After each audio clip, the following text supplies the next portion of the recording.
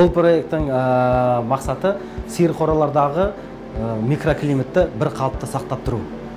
Ол микроклиматты сақтап тұру үшін біз жердің жылуын алып, тепловой насос арқылы фан койлмен біріктіріп, біз қыстың күні малдарға 10-12 градустағы бір қалыпты температураны сақтап тұра аламыз. Ал жаздың күні тепловой стресс алмас үшін оны салқындату жүйесін қоса аламыз.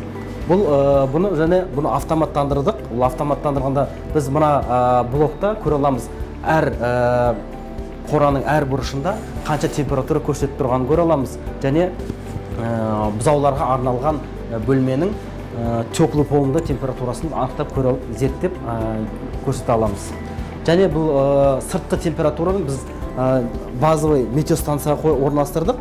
Оның датчиктері арқылы біз мына жерде экраннан көріп отырамыз. Жел қандай болып тұр, күннің сәулесі қандай қарқындылықта түсіп тұр, және температураны көріп, біз ішкі температурамен байланыстыра аламыз. Және міне өздеріңіз көріп отқандай, мына жүйенің бәрі фан койлмен көрсетілген. Және ыстық су күннің сәулесі арқылы мына баққа ыстық су жиналып, ыстық су ала аламыз. Мына фан койлдар арқылы малдарға, мына жерде малдар тұрады, малдарға қыстың күні жылы ауа беріледі, ал жаздың күні салқын ауа беріледі. Ал мынау бұзаулардың бөлмесінде мына жерге теплый пол жүргізілген.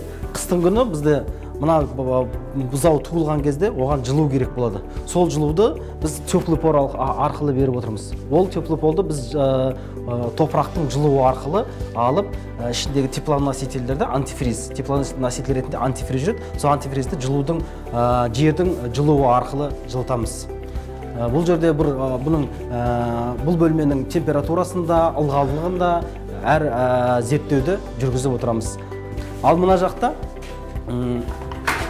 зерттеудің нақтылығы болу үшін, зерттеудің біздің теплый полдың тиімділігін көру үшін, бұна жаққа теплый полсыз жай бөлме, бұл ешқандай жылу жоқ мұнда.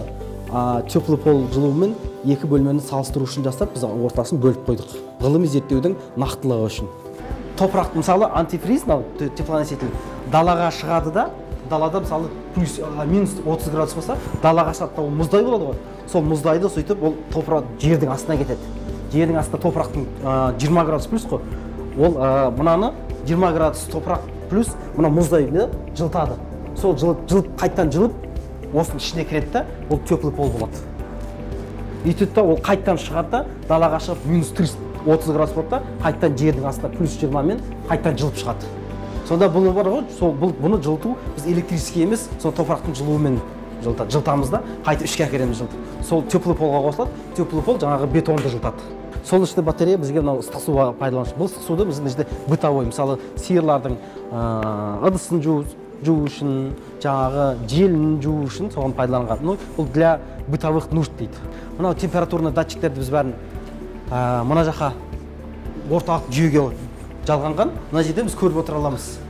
Қай жерде, қай бұрышта бізде температурамыз қанша болып тұрған. Сосын бұның бәрін біз бір телеграмға жолғадық та, телеграмда бізде мына жерден 50 километр жерде мысалы жұмыс кафедрада отырып көріп отыра аламыз. Мына жердің температурасы қанша болып жатқанын.